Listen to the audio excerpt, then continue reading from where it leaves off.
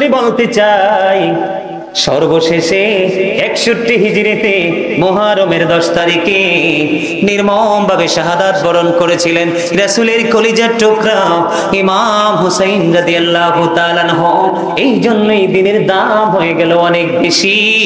আপনারা জানেন না বন্ধু, আমি আজকে আপনাদেরকে বলবো, এখান থেকে মাহফিল শেষ করে যখনই যাবেন সবার মোবাইল বা ঘড়ি আপনারা যেটাই সাইলেন্ট করে, আপনারা কি জানি বলে এটাকে এলার্মনি বলে, এলার্ম দিয়ে আপনারা শুইবেন। আমি আপনাদেরকে হাত জোর করে অনুরোধ করব, আপনারা আগামী কালকের রোজাটা থাকবেন। আর যারা আজকে রোজাটা রেখেছিলেন তাদেরকে বলবো আপনারা ধন্য কেন? কারণ হলো বন্ধু, এই মুহররমের 10 তারিখে আমার নবী যখন মদিনায় গেলেন, মদিনাতুল মুনাওয়ারায় যাওয়ার পরে তিনি চাইয়া দেখলেন ইহুদিরা রোজা রাখছে। ব্যাপার কি রে, তোমরা আজকে রোজা রাখলা কেন? কয় আমরা রোজা রাখছি খুশিতে। কই কি খুশি তোমাদের মধ্যে? কারণ হলো বন্ধু, নবীদের ক্ষেত্রে আল্লাহ রাব্বুল আলামিন এক একজনকে পরীক্ষায় ফেলেছে এবং পরীক্ষা থেকে উত্তীর্ণ করেছেন মুহররমের 10 তারিখে। আমরা আখির নবীর উম্মত, আহলে বাইতের প্রেমিক, আমাদের করণীয় কি? এই মাসে এই দিনে আমরা কি করব সেটা একটু বলার দরকার আছে না নাই? বন্ধুরে আমার, যখন তিনি দেখলেন ইহুদিরা রোজা রাখছে, প্রশ্ন করলেন তোমরা কেন রোজা রেখেছো? এবার তারা উত্তর দিলেন, আমাদের নবী মুসা ফেরাউনের সাথে যুদ্ধ করে বিজয় হয়েছিল, সেই জন্য খুশি হয়ে রোজা রাখলাম। নবীজি একটা ডাক দিয়ে বললেন, আগামী বছর থেকে আমরা 9 তারিখ রোজা রাখবো। তার কারণ হলো ইহুদিদের সাথে আমাদের কোনো সম্পর্ক নেই, আমরা ইহুদিদের ব্যতিক্রম করব। সুবহানাল্লাহ কয় না? আল্লাহ যে মানুষগুলোকে পছন্দ করেন এর মধ্যে 1 নাম্বার হলো কৃপণ। আমি এত সুন্দর করে আলোচনা করছি, আপনাদের সামনে একটার পর একটা তথ্য তুলে ধরছি, আপনারা সুবহানাল্লাহ বলেন না? সুবহানাল্লাহ কি আপনি আমাকে বলবেন? সুবহানাল্লাহটা কে? আপনার মালিক, যাকে বলা হয় there is no god but Allah. মুহাম্মদুর রাসূলুল্লাহ সাল্লাল্লাহু আলাইহি সাল্লাম is the messenger of Allah. তিনি মেসেঞ্জার হিসেবে আমাদের কাছে এসেছেন শুভ সংবাদ নিয়ে। আমরা এগুলো গ্রহণ করব আর আমরা নিয়ামতের অধিকারী হব। সুবহানাল্লাহ। জানেননি রোজার পাওয়ার কত? আরো জোরে বলেন, জানেন পাওয়ার কত? জানেন না? জানতেন যদি তাহলে সুবহানাল্লাহকে তো আসতে বলতেন না আপনারা। বন্ধুরে আমার, আমার নবীজি জানিয়ে দিয়েছেন সুবহানাল্লাহ। এই যে বন্ধুর, এই যে রোজা, আমার নবী বলেছেন মুহররমের 10 তারিখে কেউ যদি একটা রোজা রাখতে পারো, তাহলে এই একটা রোজার বিনিময়ে তোমার 40 বছরের জীবনের গুনাহ আমার আল্লাহ মাফ করে দিবে। ও বন্ধু, সংগ্রামিয়া জীবনের মানুষ, আমার ভাই, আমার বাবারা, এই রোজাগুলো বেশি বেশি আমার মা বোনেরা রাখে, মুরব্বীরাও রাখে। আমি দেখতে পাই আমার সাথে আসতে, দেখেন একেবারে পিচ্চি পোলা, আজকে গাড়িতে ওঠার পরে জানতে পারছি সেও রোজা রাখছে। সুবহানাল্লাহ বলেন না? এটাই হলো প্রেম, এটাই হলো ভালোবাসা, এটাই হলো ঈমানি চেতনা, এটাই হলো হুসাইনি আদর্শ। বন্ধুরে আমার, নবীজি বলেছেন 10 তারিখ আগামী কালকে মাগরিবের আগ পর্যন্ত কালকের রোজাটা রাখবেন, তাহলে 40 বছরের গুনাহ মাফ হয়ে যাবে। আমার নবীজি আরো বলেছে, উম্মত তোমরা জেনে রাখো রে, রমজানের রোজাগুলো হলো তোমাদের জন্য ফরজ। রমজানের রোজার পরে যদি গুরুত্বপূর্ণ কোনো ইবাদত থাকে, রোজা থাকে, তাহলে সেই রোজা হলো মুহররমের 10 তারিখের রোজা। ফরজ ইবাদতের পরে সবচেয়ে বেশি গুরুত্বপূর্ণ কোন ইবাদত যদি থাকে, তাহলে সেই ইবাদত হলো রাতের নামাজ, যেটাকে বলা হয় কিয়ামুল লাইল। আজকে রাত্রে আমি আপনাদেরকে বলি, আজকে রাত্রে যদি সম্ভব হয় তাহাজ্জুদের পরপর 12টার পরে সুবহে সাদেকের আগে 4 রাকাত নামাজ পড়বেন। আমি সূরাগুলো যদিও হাদিস শরীফের মধ্যে রাসূল বলে দিয়েছেন, আমি সূরাগুলো বলবো না, এই সূরাগুলো অনেকেরই জানা নাই। এই জন্য আমি আপনাদেরকে বলবো তাকওয়া নিয়ে, প্রেম নিয়ে মাত্র 4 রাকাত নামাজ। কয় রাকাত? যদি পারেন 8 রাকাত, যদি পারেন 12 রাকাত, যদি পারেন আরো বেশি, আপনার পছন্দের সহিহ সূরা দিয়ে আপনি পড়বেন, জান্নাতের সকল নিয়ামত আপনি পেয়ে যাবেন। জোরে জোরে বলুন না সুবহানাল্লাহ, আরো জোরে বলেন না সুবহানাল্লাহ। বন্ধু, এই যে আশুরার ফজিলত আমি আপনাদেরকে বলে দিতে চাই রে, এই আশুরার ফজিলতটা এতটা গুরুত্বপূর্ণ, এতটা নিয়ামতে পরিপূর্ণ বন্ধু। এক ব্যক্তি আল্লামা নাসাফি রাহমাতুল্লাহি আলাইহি তিনি বর্ণনা করেছেন। তিনি বলেছেন এক ব্যক্তি ইহুদিদের মাঝে বন্দী ছিল, কারাগারে বন্দী ছিল। এই বন্দিশালা থেকে তিনি ইহুদিদের হাত ফসকে তিনি কি করলো, মুহররমের 10 তারিখে তিনি বের হয়ে গেল। বের হয়ে যাওয়ার পরে ওই ইহুদিরা বেঈমানেরা বুঝতে পেরেছে তাদের যেই আবদ্ধকারী যে লোকটা সেই লোকটা বের হয়ে গেছে। এখন তিনি আল্লাহ রাব্বুল আলামিনকে একটা ডাক দিয়ে বললেন, আল্লাহ গো, এই মুহররমের 10 তারিখের উসিলায় তুমি আমাকে ইহুদিদের হাত থেকে রক্ষা করো। এবার যখন তিনি দরখাস্ত করলেন, আল্লাহর প্রিয় বান্দা দরখাস্ত করতে দেরি ইহুদিদের হাত বন্ধ, চোখ কানা হয়ে গেল, চোখ অন্ধ হয়ে গেল। সবার মধ্যখান থেকে তিনি জনৈক ব্যক্তি বের হয়ে আসলো। বের হয়ে আসার পরে মুক্তি পেয়ে তিনি অনেক বেশি খুশি। আল্লাহ রাব্বুল আলামিনের দরবারে দরখাস্ত করে দিলেন, মালিক, আমি আজকে আমাকে তুমি আমার ইহুদিদের হাত থেকে বাঁচিয়েছো, আমি কি করব? আমি আজকে 10 তারিখ শুকরিয়া স্বরূপ রোজা রাখবো। যেমন কথা তেমন কাজ, তিনি বন্ধু রোজা রাখলেন। রোজা রাখার পরে ইফতারির সময় হয়ে গেল, কিন্তু ইফতারি করার মতো ওনার কাছে কিছুই ছিল না। এবার তিনি কি করলেন, ইফতারের সময় ওনার মধ্যে তন্দ্রা চলে আসলো। তন্দ্রা বুঝেননি? ঘুম ঘুম ভাব, পরিপূর্ণ ঘুম না, কিন্তু ঘুম ঘুম ভাব আমাদের মধ্যে এমন তন্দ্রাচ্ছন্ন অবস্থায় ওই জনৈক ব্যক্তি তিনি শুয়ে পড়লেন। শোয়ার পরে তিনি দেখতে পাইলেন ওনার মধ্যে বন্ধু নুরানি ফেরেশতা ওনার জন্য জান্নাতি খাবার নিয়ে আসছে।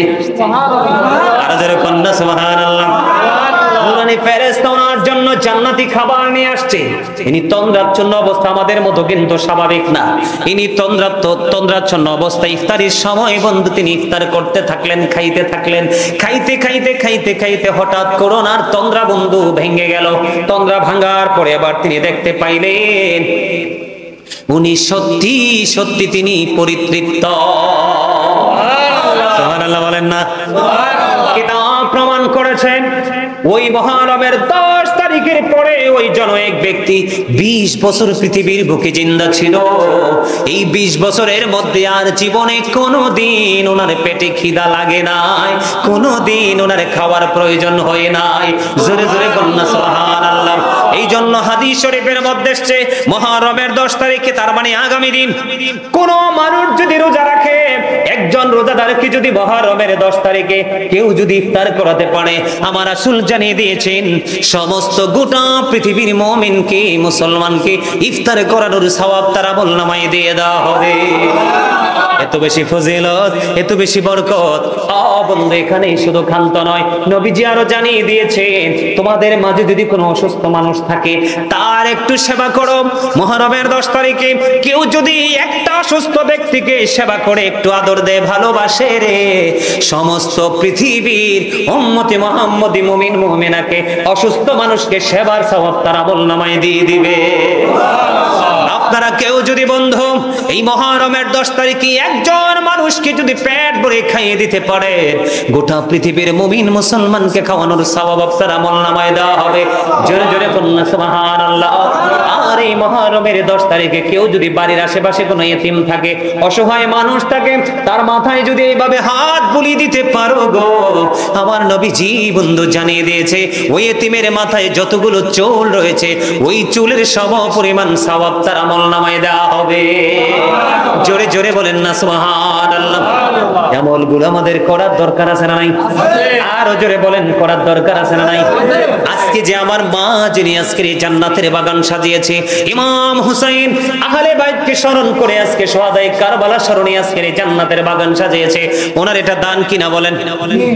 খরচ করা কিনা? কুরবানি করা কিনা? ও বন্ধু, এটার বিনিময়ে আমি ছোট্ট করে একটা ঘটনা বলবো। ইরাকের নাম তো শুনেছেন, কথা বলেন না কেন? ইরাকের একটা শহর আছে, সেই তৎকালীন সময় সেই শহরের নাম ছিল রায় শহর। ইরাকের রায় শহর, তিনি রায় শহরের বাদশা। এদিকে তাকান, মুহররমের 10 তারিখে ওনার কাছে একজন ভিক্ষুক এসে হাত পাতলেন। আমার দিকে তাকান। এখন কিন্তু আমরা ভিক্ষুককে কিন্তু ঘরের দরজা থেকে ফিরিয়ে দেই। আমাদের এই সমস্যা আছে না নাই?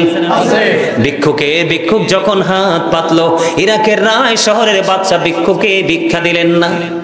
ভিক্ষুক একটু কষ্ট পেয়ে বন্ধু তিনি এখান থেকে সরে গেলেন। কিন্তু এই দৃশ্যটা দেখেছেন একজন খ্রিস্টান। কে? একজন খ্রিস্টান দেখেছেন। দেখার পরে ভিক্ষুক কি ইশারা করলেন? ভিক্ষুক যখন তার কাছে গেল, তাকে বন্ধু এই মুহররমের 10 তারিখকে সম্মান করে, এই শুহাদায়ে কারবালাকে সম্মান করে বন্ধু ভিক্ষুককে সাহায্য করলেন। দিনটা চলে গেল, রাত্র যখন হলো, ওই রায় শহরের বাদশা ঘুমের ঘরে তিনি স্বপ্ন দেখতে পাইলেন সুন্দর এক মনোমুগ্ধকর এক পরিবেশ। এখানে তিনি এত সুন্দর সুন্দর বালাখানা দেখতে পাইলেন, যেই ঘর যেই কামরাগুলো তৈরি হয়েছে এখানকার এক একটা ইট বর্ণ এবং স্বর্ণ এবং রূপা, স্বর্ণের ইট দিয়ে বন্ধু নির্মিত এত সুন্দর জান্নাত তিনি দেখতে পাইলেন। স্বপ্ন যোগে খাওকে তিনি দেখতে পাচ্ছেন। দেখার পরে তিনি আশ্চর্য হলেন, তিনি তার জন্য আকাঙ্ক্ষা করলেন।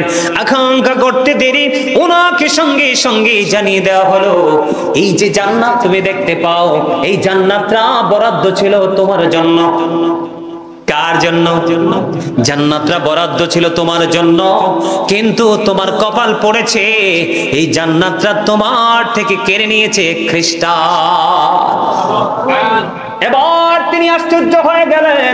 ইরাকের রায় শহরের বাদশা তিনি একটু আশ্চর্য হয়ে গেলেন। আশ্চর্য হয়ে তিনি কি করলেন?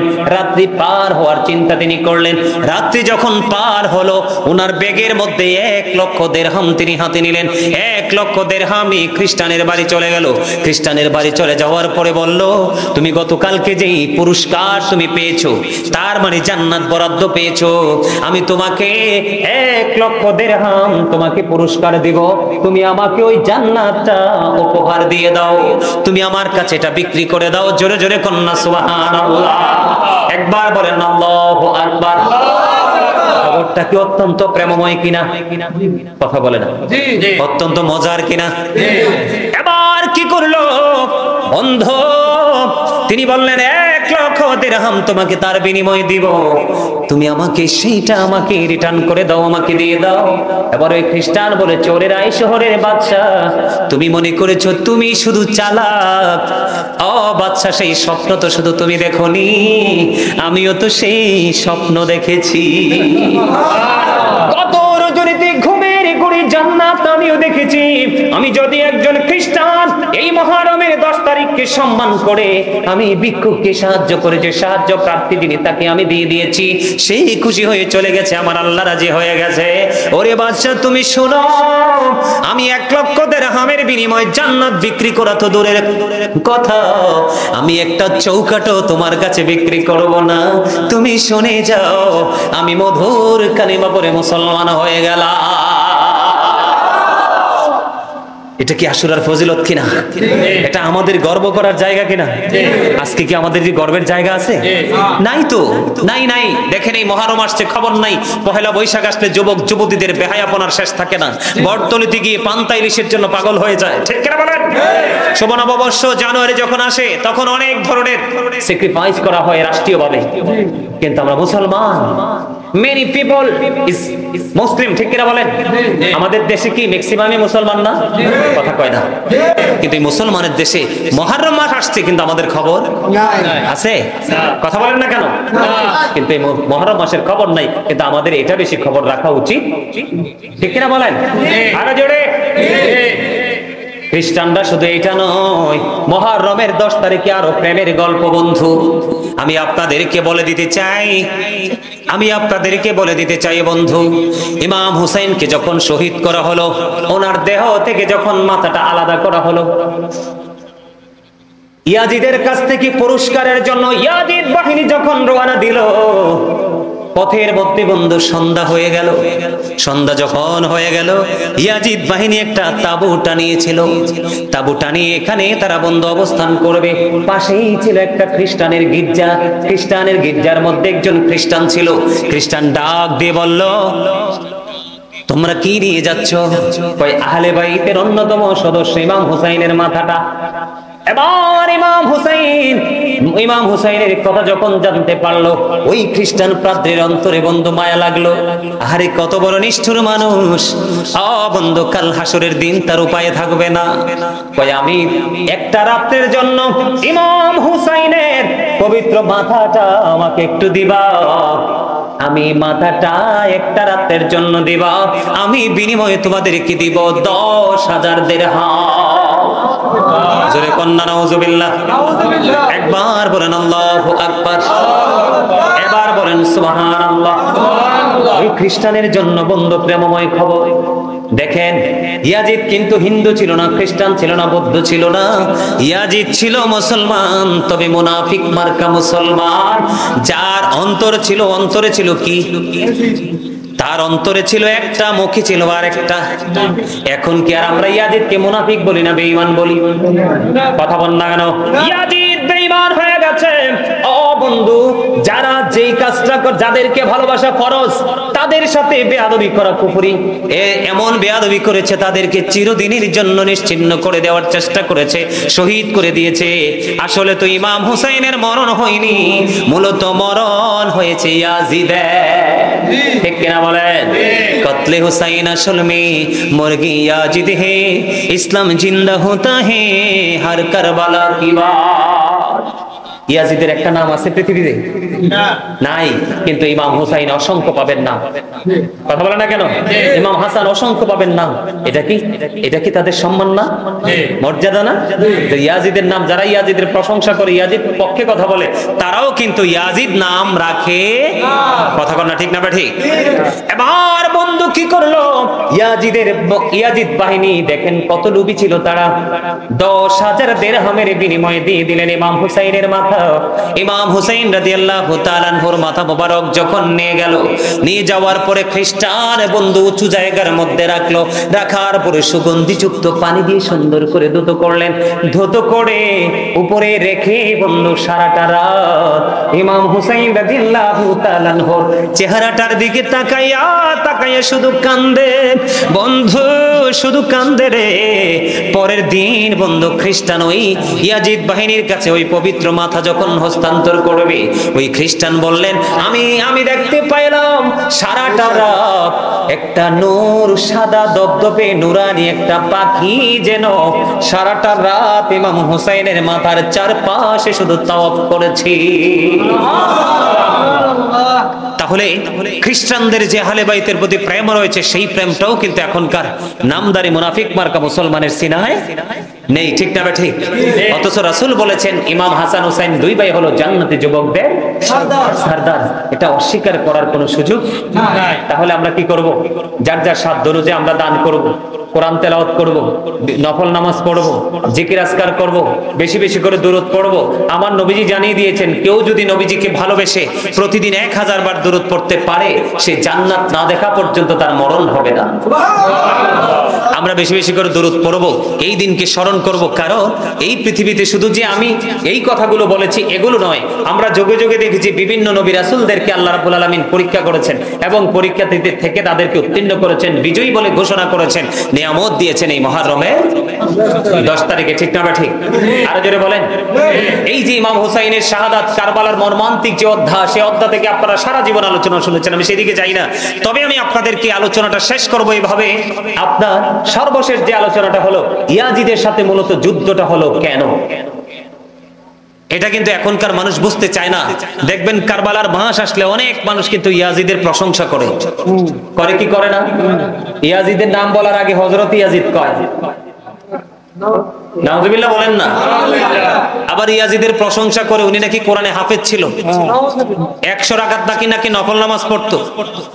উনি আবার নিজেকে পীর দাবি করে। এটা কোন ধরনের পীর বলেন তো? ভণ্ড না? তার কথা শুনলে মানুষের ঈমান থাকবে? এই সমস্ত পীর, এই সমস্ত মৌলবীদের হাত থেকে আপনারা আপনাদের ছেলে সন্তানদেরকে বাঁচানোর চেষ্টা করবেন তো? আরো জোরে বলেন, করার চেষ্টা করবেন তো? আমি আপনাদেরকে বলি, ইয়াজিদের পুরো জীবনটা, তার বাহিনীর পুরো জীবনটা ছিল পৃথিবীর লোভ, অন্যায় অপরাধের দিকে ছিল তারা আকৃষ্ট। ইমাম হুসাইনের পক্ষে ছিল আমার রাসূলের আদর্শ। এটাকে বাস্তবায়ন করার জন্য, সত্যকে প্রতিষ্ঠিত করার লক্ষ্যেই তিনি যুদ্ধের ময়দানে এসেছেন। কথা বলেন না কেন? বলে হুজুর কেন? আমরা এই জাহিলি যুগে আইসাও তো আমরা মদকে মূল্যায়ন করি না, করি? কারণ করব কেন? মদ তো হারাম। মদ কি? আমার দিকে তাকান। ইয়াজিদের উপদেষ্টা যিনি ছিলেন, যার নাম ছিল শারজুন বিন মানসুর রুমি, যিনি ছিলেন একজন ইহুদি, যিনি দিনের বেলা বানর নাচাইতো। কি করতো? দিনের বেলা তিনি বানর নাচাতো, রাতের বেলা অসৎ নারীদেরকে নিয়ে মদের আসর বসাতো। জোরে বলবেন না নাউজুবিল্লাহ? আরে জোরে। ইয়াজিদের চরিত্রটা ছিল এরকম। এখন বর্তমান সময়ে কেউ যদি দিনে বানর নাচায়, রাতে মদের আসর বসায়, আপনারা কি তাকে সাপোর্ট দিবেন? দিবেন? তাইলে ইমাম হুসাইনের তার বিরুদ্ধে রুখে দাঁড়ানো কি যৌক্তিক ছিল না? এটা কি ইমানি দায়িত্ব ছিল না?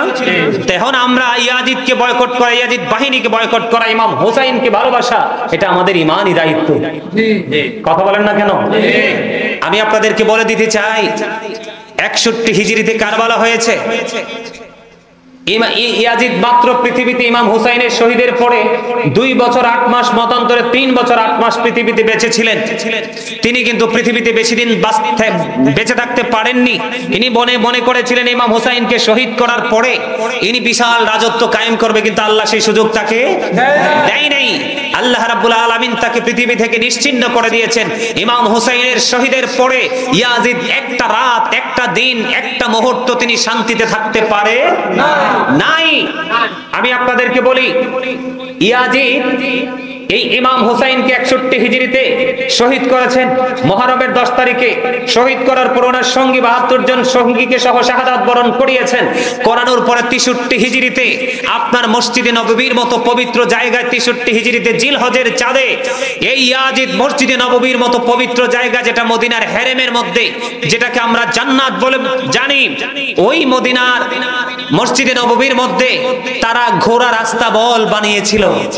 3 দিন মসজিদে নববীতে আজান দিতে দেয়নি, নামাজ পড়তে দেয়নি। তারা ওই মসজিদে নববীর মধ্যে ঘোড়া বেঁধেছিল এবং এই 3 দিন তারা মদ খাওয়া, গাঁজা খাওয়া, নেশা করা, খুন করা, নারীদেরকে ধর্ষণ করা, সবগুলো ইয়াজিদ বাহিনী বৈধ বলে ঘোষণা দিয়েছিল। আওয়াজ তুলে বলেন না নাউজুবিল্লাহ। আপনারা জানেন এখন দুনিয়া বদলে গেছে।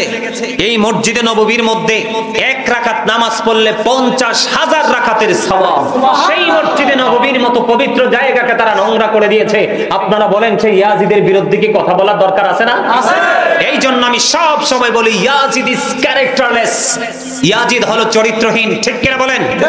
যদি সে চরিত্রবান হতো তাহলে আপনাদেরকে আমি আরো বলে দিতে চাই, আপনারা বাকি আলোচনাগুলো আপনারা আমার অনলাইন থেকে কালেক্ট করবেন, কারণ অনেক সময় হয়ে গেছে। এমনিতে অনেক গরম, প্রায় 2 ঘন্টা হয়ে গেছে আলোচনা। মিলাদ পড়বো, কিয়াম করবো, মুনাজাত দিব, অনেক সময় লাগবে। তার আগে আমি আপনাদেরকে মুক্তাসার ভাবে বলি, সম্মানিত উপস্থিতি, আপনাদের এলাকায় যদি কোনো জারজ সন্তান থাকে, আপনারা তাকে গ্রহণ করবেন? যে সন্তানের পিতার পরিচয় নাই, সে যত বড়ই ডক্টরেট করুক না কেন, যত বেশি সুশিক্ষিত হোক না কেন, আপনারা কি তাকে গ্রহণ করবেন?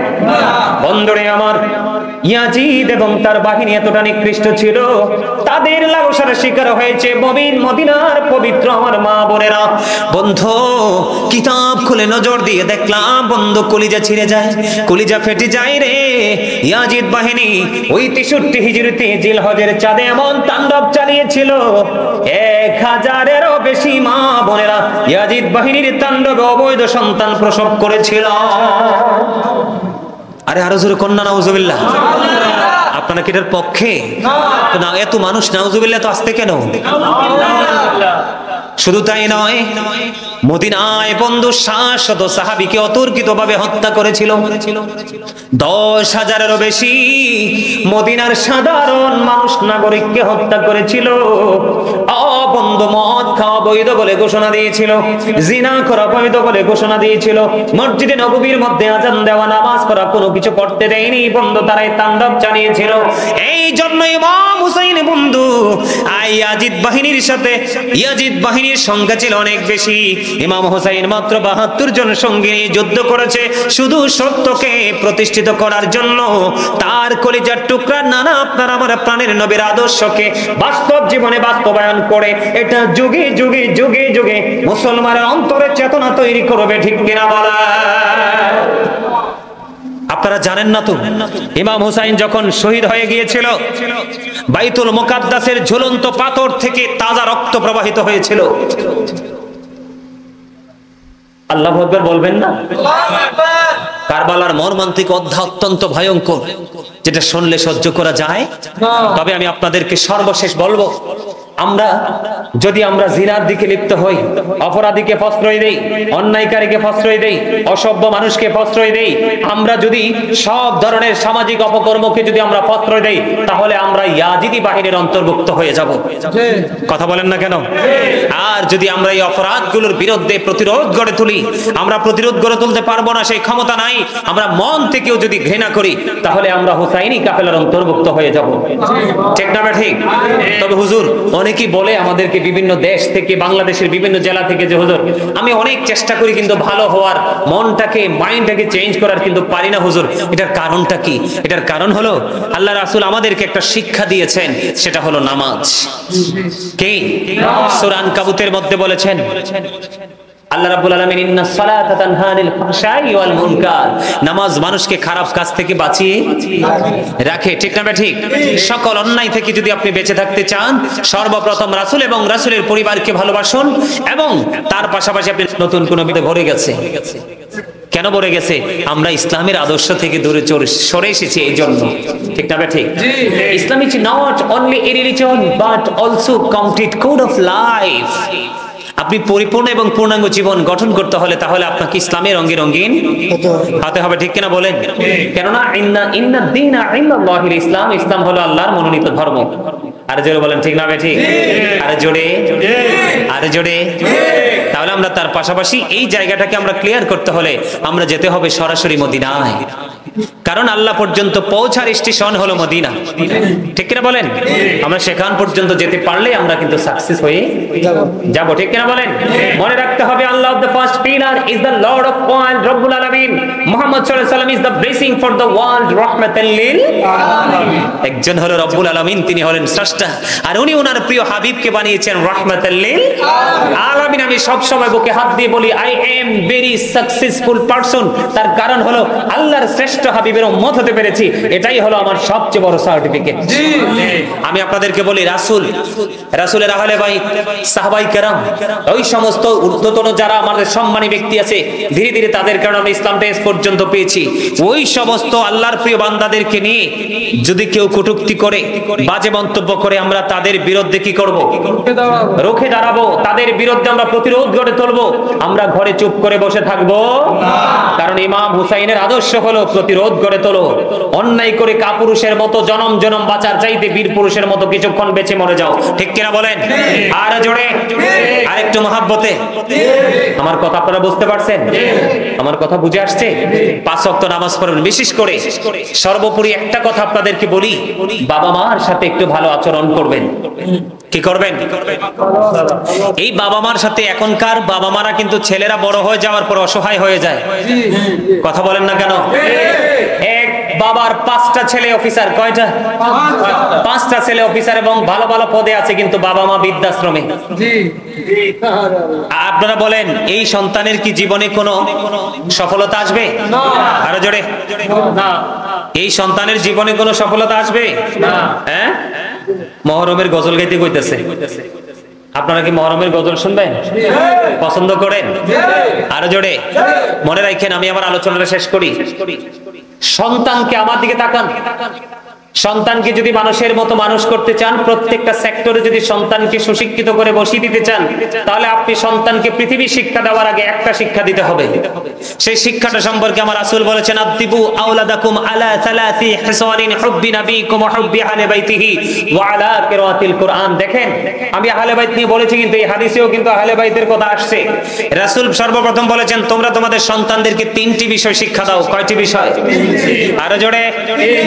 3টি বিষয় শিক্ষা দাও। একটা হলো হুব্বি নবীকুম, teach the love of the prophet, নবীর ভালোবাসা শিখাও। ও হুব্বি আহলে বাইতিহি, টিচ ফ্যামিলি লাভ।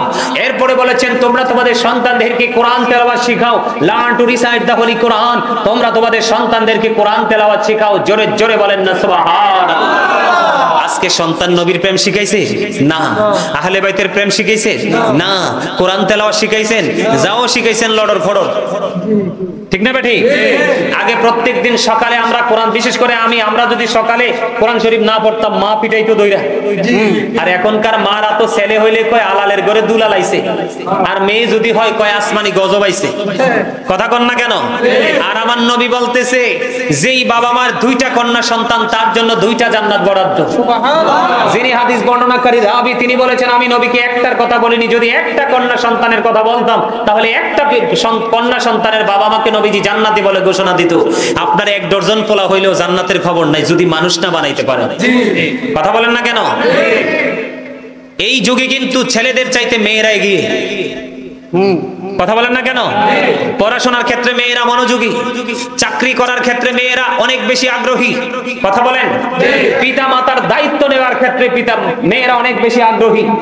কথা বলেন না? কিন্তু আমি ছেলেদেরকে বলছি ধ্বংস হয়ে যাবে পিতা মাতা প্রতি অবহেলা। আমি তোমাদেরকে একটা হাদিস ছোট্ট করে বলবো। আল্লাহ যদিও কোরআনে বলেছেন ওয়াবিল ওয়ালিদাইনি ইহসানা, আল্লাহ রাব্বুল আলামিন বলেছে তোমরা মা বাবার সাথে ভালো আচরণ করো। হাদিস শরীফের মধ্যে এসেছে এক ব্যক্তি প্রশ্ন করলেন নবী গো আমার কাছ থেকে সবচেয়ে ভালো আচরণ পাওয়ার হক কার বেশি? নবীজি তখন বললেন যে কয়লা উম্মুকা, তোমার মা। আবার প্রশ্ন করা হলো কয়লা সুম্মা মান, তারপরে কে? নবীজি বললেন কয়লা উম্মুকা ইউর মাদার, তোমার মা। আবার প্রশ্ন করা হলো কয়লা সুম্মা মান, তারপরে কে? নবীজি আবার বললেন কয়লা উম্মুকা, তোমার মা। আবার প্রশ্ন করা হলো নবী গো কয়লা সুম্মা মান, তারপরে কে? নবীজি বললেন কয়লা আবুকা, তোমার বাবা। আপনি অন্য 8-10 জন মানুষের মন ভাঙেন, আমি বলি না, মায়ের জন্য বাবার জন্য যদি কারো মন ভাঙতে হয় সেটা ভেঙে দেন, কিন্তু তারপরেও বাবা মার সাথে খারাপ আচরণ করবেন না। কারণ paradise of the child under the feet of the mother, মায়ের পায়ের নিচেই সন্তানের জান্নাত। এই জন্য আমি বলি we should obey our parents. আমাদের প্রত্যেকের উচিত আমাদের পিতামাতাকে মান্য করা। আর প্রত্যেকটা পিতামাতার উচিত হলো every parent should take care their children very carefully. প্রত্যেকটা পিতামাতার উচিত তাদের সন্তানের দায়িত্ব যত্ন সহকারে পালন করা। ঠিক কিনা বলেন? বাবা মা যদি শুরুতে সন্তানের দায়িত্বটা যত্ন সহকারে পালন করে, এই সন্তানটাই কিন্তু একটা সময় বাবা মাকে তার সন্তান মনে করে কোলে তুলে নেয়। বোকামি কিন্তু বাবা মার আছে না নাই? আরো জোরে বলেন, ঠিক না ঠিক? সম্মানিত উপস্থিতি, বাবা মাকে ভালোবাসতে হবে। এক জনৈক ব্যক্তি এসে নবীকে বললেন ইয়া রাসূলুল্লাহ, আমার আব্বা আমার উপার্জিত অর্থ নিজের মতো খরচ করতে চায়। কথা বুঝে নেবেন, কি করতে চায়? আমার আব্বা মোবাইল টিপে যে ছেলেটা, আমার মনটা কইতেছে তার মোবাইলটা নিয়ে কুমিল্লা চলে যেতাম। কারণ এইসব অমনোযোগী ছেলেদেরকে দিয়ে কোনো কিছু আশা করা যায় না। তো ওরা আলোচনা মন দিয়ে শুনবে, মিডিয়াতে কভার করবে, কারণ মিডিয়ার মাধ্যমে জাতির কাছে পৌঁছে দেবে। আর এক এক দিন এক একজন আলোচকের কাছে বসে বসে এক এক দিন এক একটা পয়েন্ট ফাইন্ড আউট করে তার ফ্যামিলিকে শিক্ষিত করে ফেলতে পারবে। কথা বলেন না কেন? আরো জোরে কি বলতেছে নবী গো, আমার আব্বা আমার উপার্জিত অর্থ নিজের মতো করে খরচ করতে চায়। এবার আমার নবীজি একটা ডাক দিয়ে বললেন, শুধু তোমার উপার্জিত অর্থ নয়, তুমি নিজেও তোমার বাবার সম্পদ। হাদিস শরীফটা মনে বুঝেন নাই? আরে তোমার উপার্জিত অর্থ না, বাবা চাইলে তোমাকেও যেমনি ইচ্ছেমনি ইউজ করতে পারবে, তুমি কোনো আপত্তি করতে পারবা না। কারণ তোমার বউডিতে 3টা জিনিস গুরুত্বপূর্ণ। কয়টা? কথা বলে না? আরে আরে জোরে বলেন। আপনি বুড়ো হয়েছেন দেখে কি আপনার আব্বা নাই? আব্বার মাধ্যমে আইছেন না? তো এটা কইলে কি হয়? শরম আছে নাকি? কথা বল না কেন? আরে জোরে।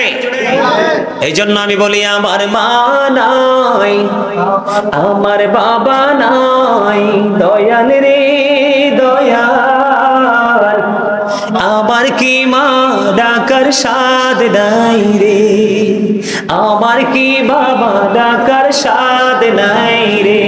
এটা পিতামাতার প্রেমিক সন্তানদের কথা, ঠিক না বলেন?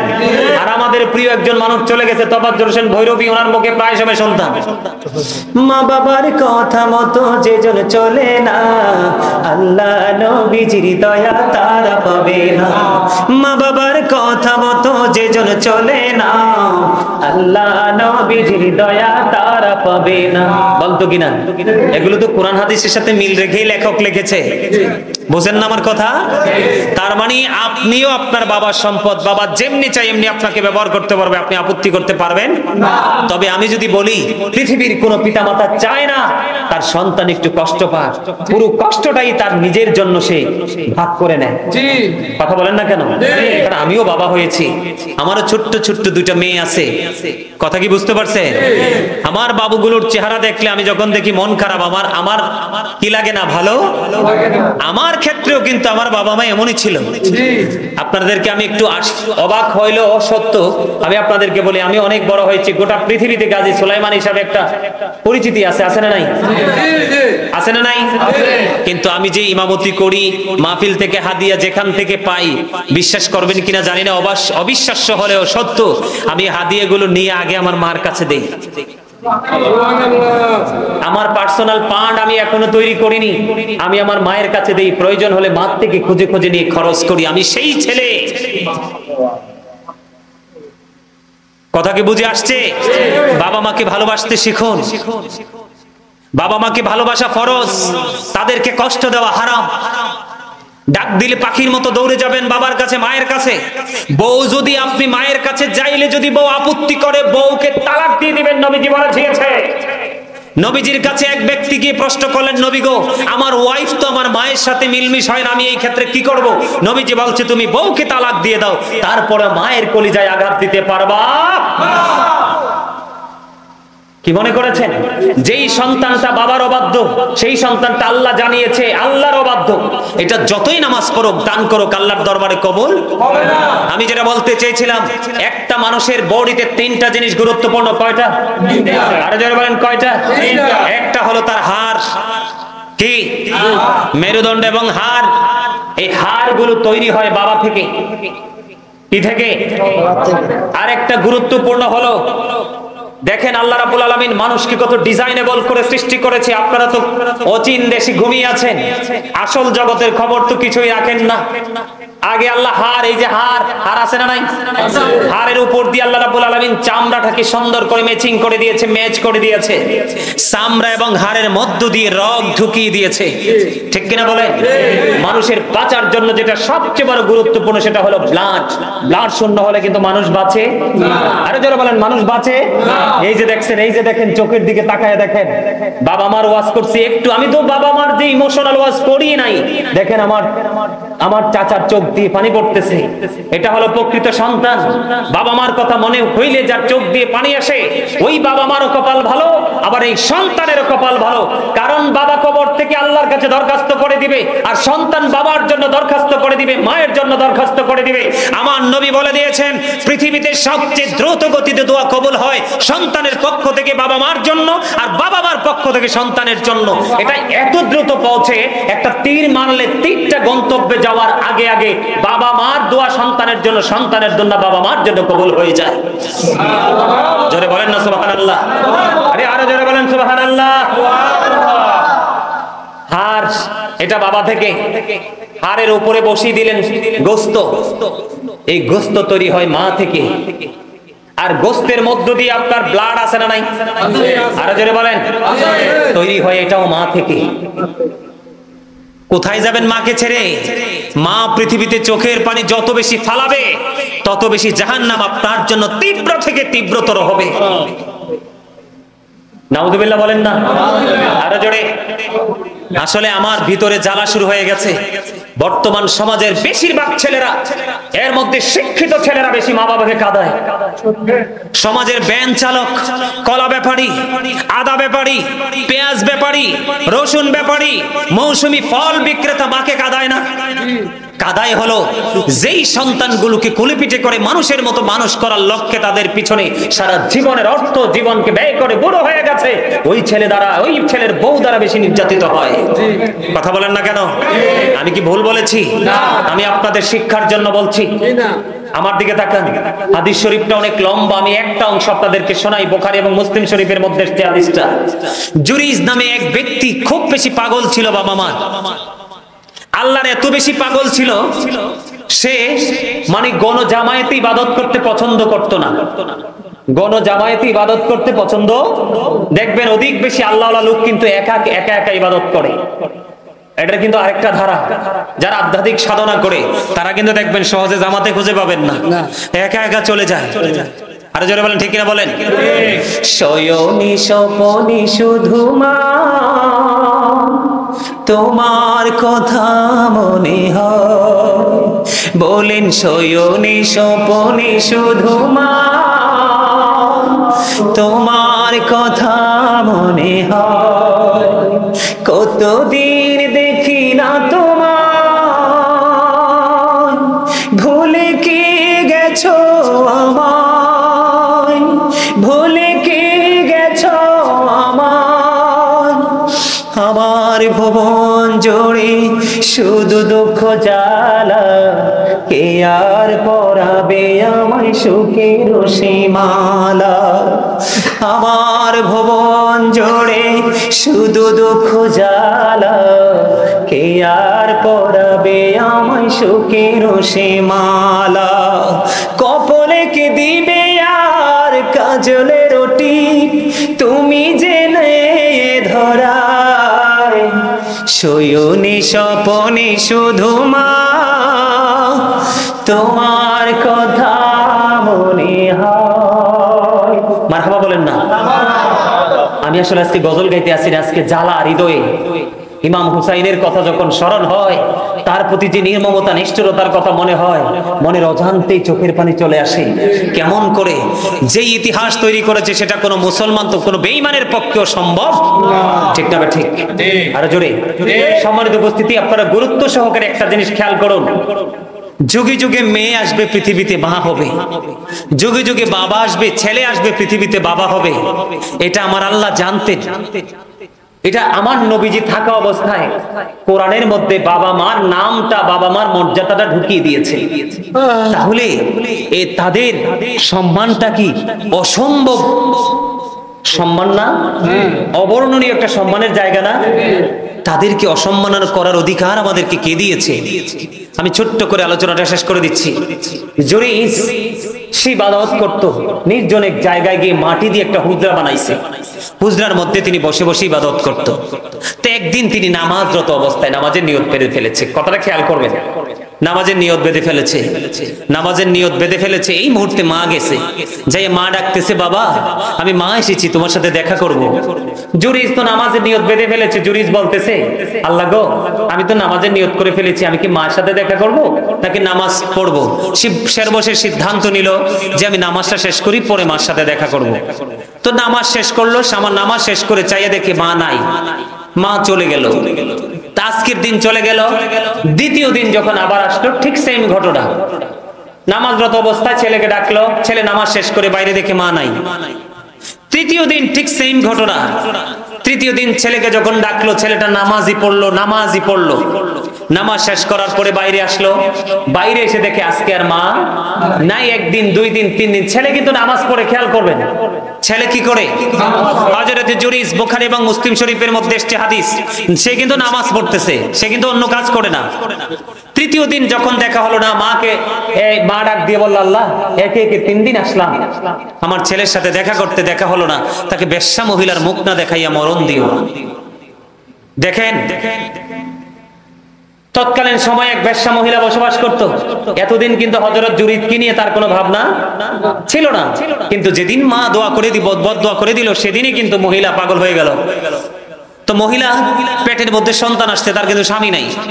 তো সন্তান যখন আসলো, আস্তে আস্তে করে পেটটা বড় হতে লাগলো। মায়ের সন্তান যত বড় হয় পেটে, তত মায়ের পেটটা বড় হতে থাকে, ঠিক কিনা বলেন? দেখতে দেখতে মহিলার সন্তান প্রসব হলো। হওয়ার পরে এবার মানুষ প্রশ্ন করলো যে এই বাচ্চা তুমি কোত্থেকে আনছো? এই বাচ্চা আনছি আমি জুরিস থেকে। আল্লাহু আকবার বলেন না, নাউজুবিল্লাহ বলেন।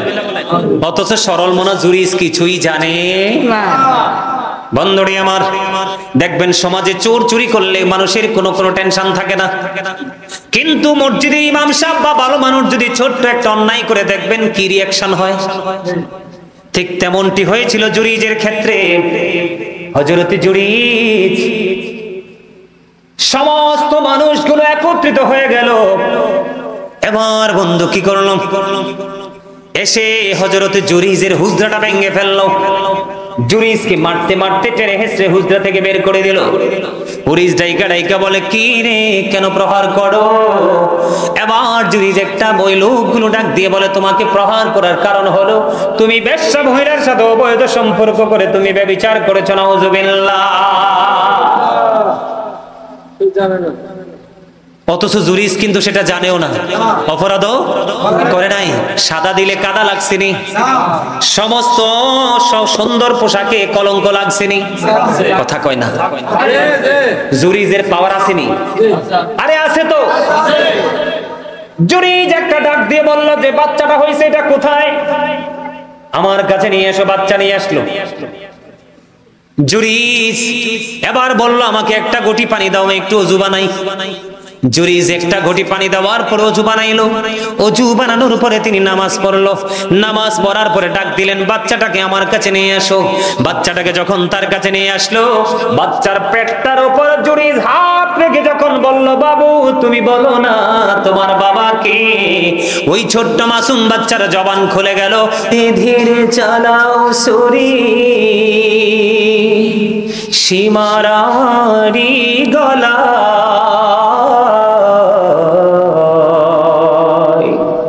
জয়নাল আবদিনের কান্দন শুনতে দাও না রে আমায়। ধীরে ধীরে চালাও সুরি সীমারারি গলা, জয়নাল আবদিনের কান্দন শুনতে দাও না রে আমায়। আমার নানা নবী ছিলেন, গুনাহগারের শাফি হলেন গো। আমার নানা নবী ছিলেন, গুনাহগারের শাফি হলেন গো। এই গলায় দিতেন চুমা নানাজি সদা, জয়নাল আবদিনের কান্দন শুনতে দাও না রে আমায়। ভালো লাগছে? আর জোরে বলেন। আপনারা যদি আলোচনার ফাঁকে ফাঁকে বলতেন, অনেকগুলো আশুরা মহরম উপলক্ষে আমি গজল শোনাইতাম। তবে আমি আপনাদের জন্য গজল বরাদ্দ দিলাম, আপনারা ঘরে বসে বসে অনলাইন থেকে গজল শুনবেন। আমি কিন্তু একজন রাইটার, আমার লেখা অসংখ্য গজল আছে অনলাইনে, আপনারা ওখান থেকে গজলগুলো সংগ্রহ করবেন, শুনবেন। অনেক হামনাদ ইসলামী সঙ্গীত আমি নিজে লিখেছি, নিজে সুর দিয়েছি এবং নিজে গেয়েছি। সম্মানিত উপস্থিতি, আর সময় নষ্ট করতে চাই না। আমার কিন্তু একটা ঔষধও আছে, সময় পার হয়ে গেছে। নির্দিষ্ট সময় অ্যান্টিবায়োটিক আপনারা জানেন, নির্দিষ্ট সময় খাইতে হয়। আমি যদি আগে বলতাম আপনাদেরকে, আপনারা বলতেন যে হুজুর অসুস্থ, আমাদেরকে আইসাই বলছে ওয়াজ মনে হয় কম করার জন্য।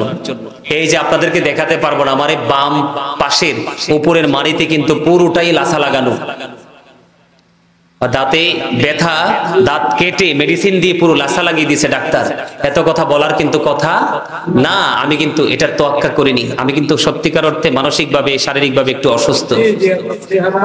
আমার চেহারাটা যারা অনলাইনে দেখেছেন এবং আজকে দেখেছেন, আপনারা অনুভব করতে পারছেন, ঠিক না ঠিক? তারপরেও কিন্তু আমি সময়ের দিকে চাই নাই, 2.5 ঘন্টা পার হয়ে গেছে। আল্লাহ যেন আমাদের আজকের এই সময়কে কবুল করেন, এই সকল বলুন আমিন। আমার আল্লাহ আল্লাহ আল্লাহ লা ইলাহা ইল্লাল্লাহ, আল্লাহ আল্লাহ আল্লাহ লা ইলাহা ইল্লাল্লাহ। সশরীরে জিন্দা নবীজি সোনার মদিনায়, আসুন সবাই দাঁড়াইয়া নবীজি আল্লাহ আল্লাহ আল্লাহ লা ইলাহা ইল্লাল্লাহ, ইয়া নবী সালাম আলাইকা, ইয়া রাসূল সালাম আলাইকা,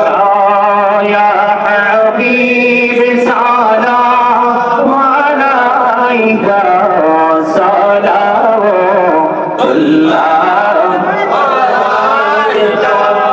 তো জাহানি বাদশাহ কন্দিরি তাইফে দাসার কিনারি এলো যে মারলো কাফেরি মায়া নাই তাদের অন্তরে ইয়া নবী সালাম আলাইকা رسول سلام عليك يا حبيب سلام عليك صلوات الله عليك يا فقي पंजतने लाखों सलाम या फकी पंजतम लाखों सलाम या फकी पंजतम लाखों सलाम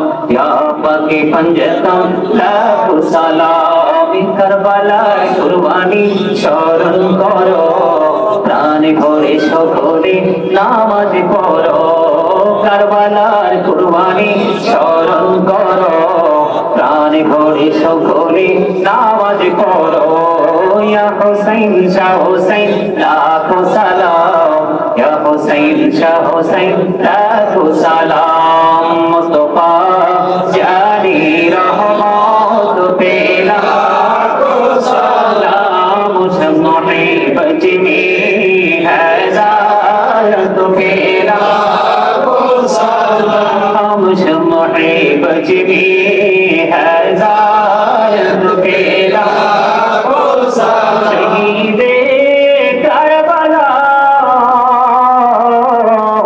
ও ইমাম হুসাইন উসি শহীদে মুহাব্বত পেলা সালাম মুস্তাফা জানি রহমত পেলা সালাম শমহি বজমি হেদায়ত পেলা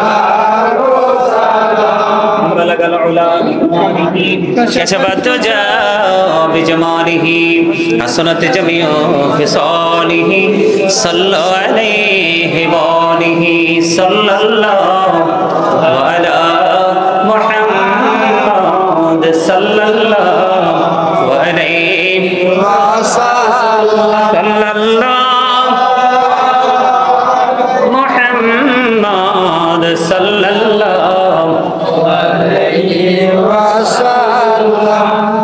الصلاة والسلام عليك رسول الله الصلاة والسلام عليك حبيب الله الصلاة والسلام عليك شافي المذنبين الصلاة والسلام عليك رحمة للعالمين الصلاة والسلام عليك يا نور الله وجهره الأول أرني بجمالك يا رسول الله أكثر اللهم قبره الكريم بألف شزء من صلاة وتسليم اللهم صل وسلم وبارك عليه প্রত্যেকে যারা তিনি একবার সূরা ফাতিহা শরীফ তিনবার সূরা ইখলাস শরীফ কয়েকবার দুরূদ শরীফ পড়েন